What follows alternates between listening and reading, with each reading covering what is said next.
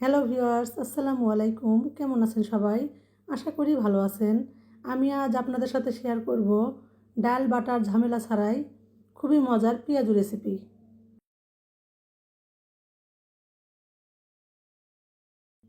তো প্রথমে এই পেঁয়াজুটা বানানোর জন্য আমি এখানে একটা বাটিতে আমি বেশ খানিকটা পেঁয়াজ কুচি নিয়ে নিয়েছি।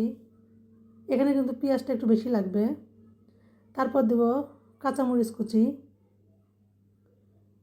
স্বাদমতো লবণ, সামান্য হলুদের গুঁড়া, ভাজা জিরার গুঁড়া, চিলি ফ্লেক্স, একটা ডিম, বেকিং পাউডার, টমেটো সস,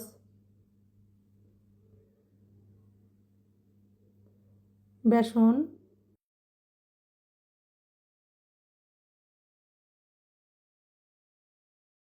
দুইটা পাউরুটি পানিতে ভিজিয়ে ভালোভাবে পানি চেপে চেপে একদম পানি ঝরিয়ে নিয়েছি এখানে।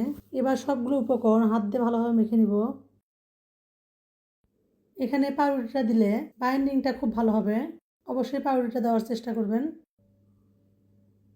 আপনারা যদি ঝালটা বেশি পছন্দ করেন তাহলে কিন্তু এটা ঝাল আপনি কম বা বেশি করে দিতে পারেন। তো আমার মাখা হয়ে গেছে এটা। এবার একটা ফ্রাই প্যানে আমি পরিমাণ মতো সয়াবিন তেল দিয়ে দিব। তেলটা হালকা গরম হয়ে আসলে আমি এখানে এই মাখা থেকে আমি ছোট ছোট করে পেঁয়াজু শেপে দিয়ে দিব। এই নাস্তাটা বানানো কিন্তু খুবই সহজ, ঝটপট তৈরি করে নেওয়া যায়, খেতে কিন্তু অসম্ভব মজা হয়।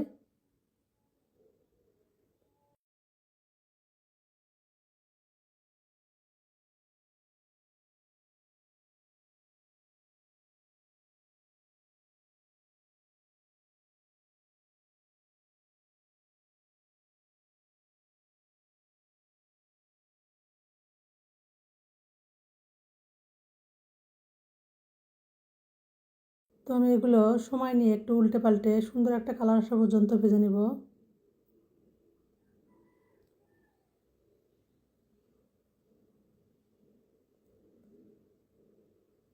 তো এভাবে আমি সবগুলো নাস্তা ভেজে নেব।